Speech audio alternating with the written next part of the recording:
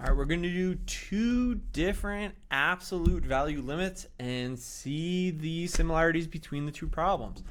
Now, in the very first one, I'm just going to factor out a 3, and that would get me 3 times x minus 5.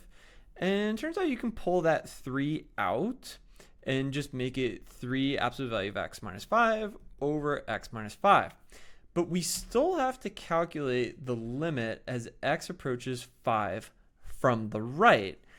But we can use a strategy that says as we're approaching 5 from the right, that means we would be dealing with maybe 5.1 and other kinds of numbers that are greater than 5.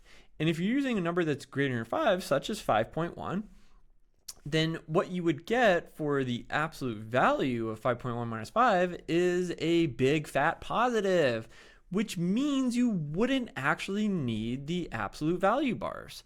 So when I see this absolute value of x minus 5, I'm going to be able to replace it with just x minus 5. And then I would still have to keep my 3 and also my x minus 5 on the bottom. But the key here is I can now cancel these, and it just gets me a final answer of 3. So the final answer to this one is 3. Now let's do something similar over here.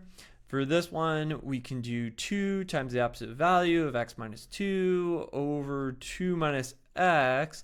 And we're doing the limit as x approaches 2 from the left. But if you were to draw your number line, when you're approaching 2 from the left, that would mean maybe you're using like 1.9 or some sort of other negative number as you get closer and closer. But you would have 1.9 minus 2. That's going to get us a negative on the inside. Well, the absolute value of negative 0.1 in this case would not just be equal to negative 0.1. That's not true. You can't just drop the absolute value bars. But what you could do is say, let's do the negative of that negative. And that would actually make it positive 0.1 like it's supposed to be.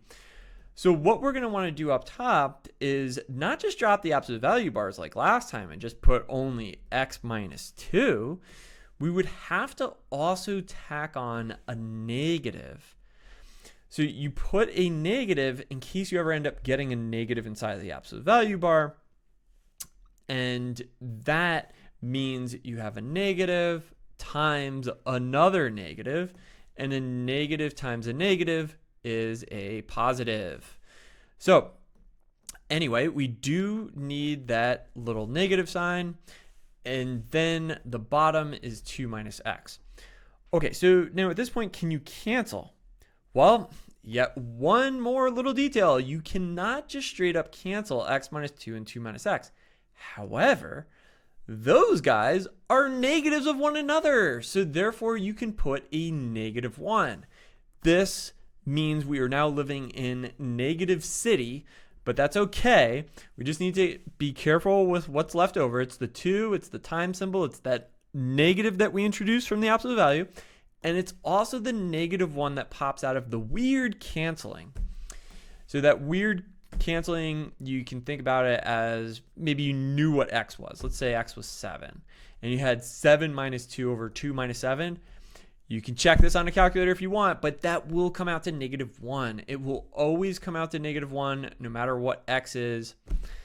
And if you want to be a nitpicker and you want to be like, well, not if x is 2, fine, go ahead. Leave that comment in the channel. Say that I said something wrong.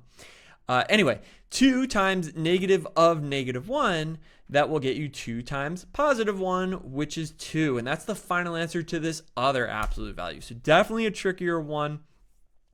First one, we were able to just drop the absolute value bars. Not so in this case. We need to introduce that negative. And then we needed to know this extra like pre-calc knowledge thing. All right. Hope that was helpful. Take care.